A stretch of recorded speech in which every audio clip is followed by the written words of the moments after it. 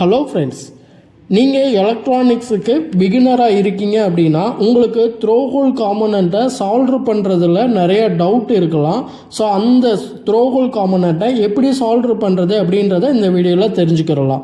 First த்ரோஹோல் காம்பனண்ட்டில் நமக்கு resistor அந்த மாதிரியான காம்பனண்ட்டை எடுத்து தான் நம்ம என்ன பண்ணணும் அப்படின்னா ஃபஸ்ட்டு சால்வ் பண்ணணும். எப்போவுமே பிக் சைஸில் இருக்கக்கூடிய காம்பனண்ட்டை டச் பண்ணக்கூடாது இனிஷியலாக.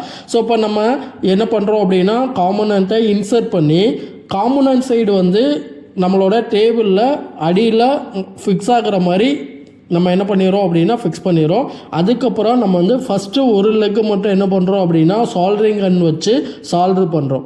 எதுக்காக நம்ம பின்னாடி காம்பனண்ட்டை ஒரு டேபிளில் கவுத்தி வச்சுருக்கோம் அப்படின்னா அப்போ தான் நமக்கு காம்பனண்ட் பர்ஃபெக்டாக என்ன ஆகும் அப்படின்னா இன்சர்ட்டில் இருக்கும். ஸோ மேலே இந்த இடத்துலையே நமக்கு தூக்கிட்டு இருக்காது.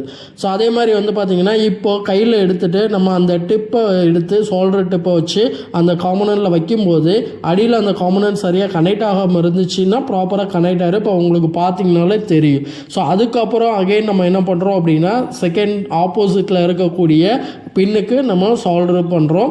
ஸோ அதையும் நம்ம என்ன பண்ணுறோம் அப்படின்னா ப்ராப்பராக சால்டர் பண்ணதுக்கப்புறம் இப்போ நம்ம என்ன பண்ண போகிறோம் அப்படின்னா அந்த நம்மளோட லீடை கட் பண்ணி எடுக்க போகிறோம். ஸோ கட்டர் வச்சு நம்ம கட் பண்ணும்போது எப்படி கட் பண்ணணும் அப்படின்னா நம்மளோட அந்த எக்ஸ்ட்ரா லெக்கு இருக்கிறத பிடிச்சிட்டு நம்ம கட்டர் வச்சு கட் பண்ணணும். அப்போ தான் அந்த எக்ஸ்ட்ரா லெக் தெரித்து வெளியில் எங்கேயும் போகாது. ஸோ இந்த மாதிரி தான் நம்ம ப்ராப்பராக சால்டர் பண்ணணும். அதே மாதிரி பார்த்திங்கன்னா இப்போ ரெசிஸ்டர்ஸ் எல்லாம் சால்டர் பண்ணதுக்கப்புறம் தான் அதுக்கப்புறம் எல்இடி டிரான்சிஸ்டர்ஸ் இந்த மாதிரி.